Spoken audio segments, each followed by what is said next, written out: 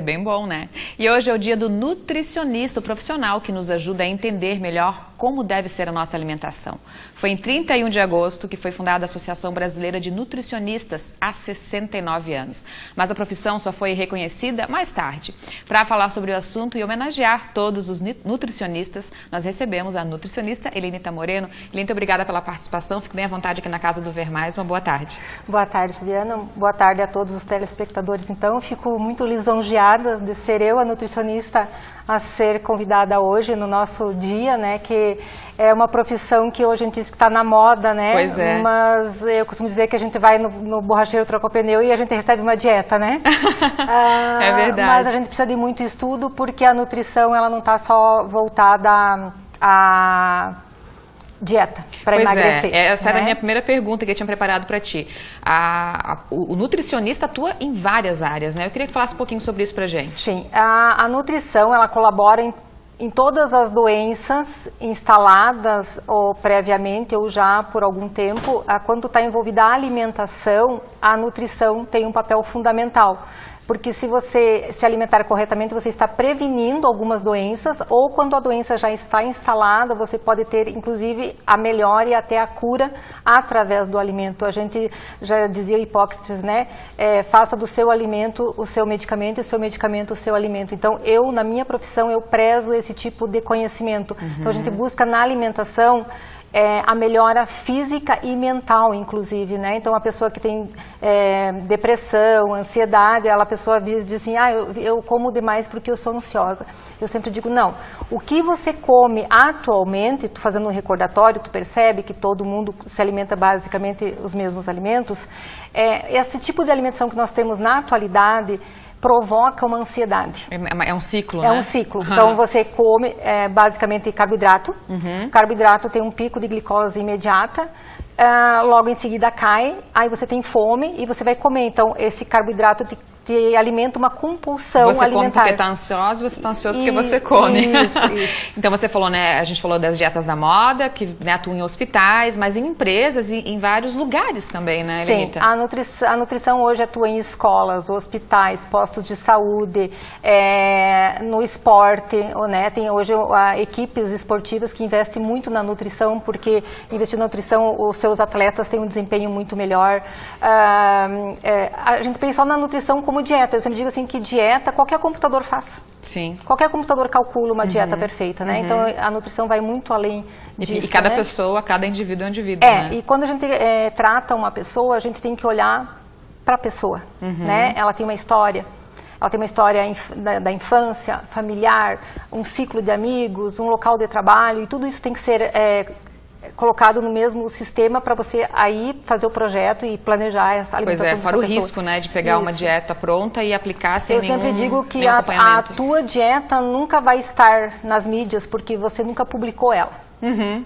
Então, a partir que tu fizer ela e publicar, ela vai estar lá, mas ela não está lá. E não vai servir para ninguém também. E não vai servir para ninguém, isso aí. Né? Tá certo. E a gente acabou de ver ali um pão emagrecedor, né?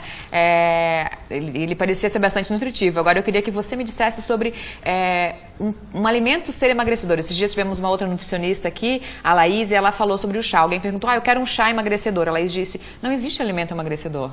Existe uma dieta que emagrece, uma dieta que vai te fazer bem, é isso, né? Quando eu vi a receita ali, eu disse pra ti, eu já matei a charada, né? Porque os pães atualmente tem uma quantidade grande de glúten. E algumas pessoas, aí tem um outro problema que as pessoas generalizam. O glúten faz mal. Para algumas pessoas, sim. Principalmente para quem tem uma intolerância à lactose. Geralmente quem tem intolerância à lactose tem uma sensibilidade ao glúten. Eu sou um caso assim. Então, quando a gente come algum alimento rico em lactose, que tem algum problema intestinal, e o meu alimentos ricos em glúten, eu acabo tendo uma distensão abdominal, meu intestino ou tem diarreia, ou é preso, ou tenho desconforto. Então, esse pão, pela receita a gente viu, não tem glúten. Então, uma pessoa que tem alguma sensibilidade ao glúten, que tem alguma dificuldade na digestão, e aí você tem dificuldade de digestão intestinal, você acaba não absorvendo algumas coisas, então causa um desconforto e acaba tendo um problema de digestão. Então, a pessoa comendo um pão desse, ela melhora. Ela melhorando, ela acaba emagrecendo. Não que o pão seja emagrecedor. E também não é para todas as pessoas que vai funcionar. O emagrecer é uma mudança de comportamento. Então, a partir que eu mudo o comportamento com todo o meu estilo de vida, aí eu vou emagrecer, se for necessário emagrecer. Pois é, se for necessário. Isso. Bom seria se todo mundo pudesse consultar um nutricionista pelo menos uma vez para se conhecer um pouquinho melhor, né? E para seguir uma dieta que faça bem para a saúde, né? Sem essa questão de emagrecer. Mas, no geral, a gente aprende lá na escola, já não sei se mudou, né? Porque faz muito tempo que eu saí da escola, que tinha a pirâmide, que tinha as cores. O que é hoje preconizado, assim, recomendado para dizer que você tem uma dieta saudável? Claro que depende, né, de intolerâncias e tal, mas no geral, o que seria bom? Então, como a gente falou antes, a dieta perfeita é aquela que comporta tudo as tuas necessidades, né? Então, assim, sempre uma dieta boa, adequada, é onde ela contempla todos os nutrientes. Carboidrato, proteína, gorduras boas, vitaminas e minerais. Sempre eu preconizo que sejam esses alimentos de uma forma mais natural possível, menos processado possível, né? Então, aí, claro, daí tem a condição daquela pessoa de se organizar na alimentação, e às vezes a gente deixa de comer alguns alimentos por falta de organização, não por não conseguir de uma outra forma, né? Então, a partir que eu começo a me organizar, fica mais prático, mas você começar o programa aqui sem estar organizada, não vai sair um bom programa, né? Então, Sim. você tem que organizar tudo que você vai apresentar aqui hoje, né? Na prática seria como, Lenita, para a gente dar um exemplo para quem está em casa? Por exemplo, no café da manhã, o que seria adequado, né? Ou seria, no geral, mais recomendado? Então, o café da manhã é um grande problema que a maioria das pessoas que vêm no consultório não fazem o café da manhã, né? Porque querem dormir até no último minuto, né? Preferem não tomar o café. Aí deixam para tomar na empresa, daí acontece um problema, não dá e acabam não tomando café. Acabam comendo muito na hora do almoço, né? Então, a gente sempre diz assim, o que eu preconizo, né? Estar sempre alimentado. Nem comer muito e nem ficar sem comer. A gente preconiza sempre no café da manhã, almoço e jantar que tenham todos os nutrientes, carboidrato, proteína e as vitaminas e minerais. Aí vamos dar um exemplo do café da manhã. O pão, ou qualquer outro tipo de carboidrato, um queijo Minas, que é barato e que todo mundo tem condições de comprar, e uma fruta. Né? Então já está aí um prato, uma refeição boa. No meio-dia, o nosso famoso arroz com feijão, uma fonte de proteína, seja ele frango, peixe, ovos ou carne vermelha, e as saladas, né?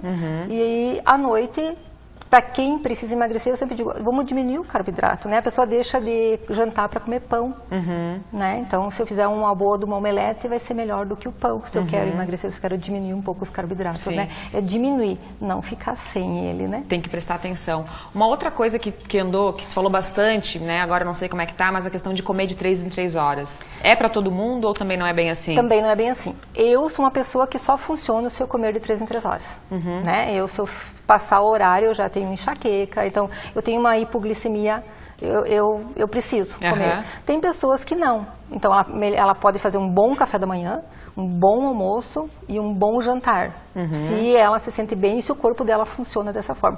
Então, eu sempre digo que primeiro tem que conhecer como que você funciona, porque você vai lá e quer que a nutricionista te dê a resposta, mas você primeiro tem que saber como que você funciona. Tem que prestar atenção. Então, eu tento ajudar a pessoa a se conhecer, como que eu funciono, o que que eu preciso, né? Aí fica mais fácil. Tá certo. Obrigada pela participação. Eu a gente tem muito o que falar, mas eu acho que uma pincelada, e hoje era mais para homenagear vocês, muito né? Obrigada. Em nome aqui, dando um beijo, um abraço, que eu já dei na Lenita e vou dar depois de novo. A gente quer beijar e abraçar todos os nutricionistas. Parabéns a todos os meus colegas. Parabéns. Né? Obrigada mais uma vez, excelente fim.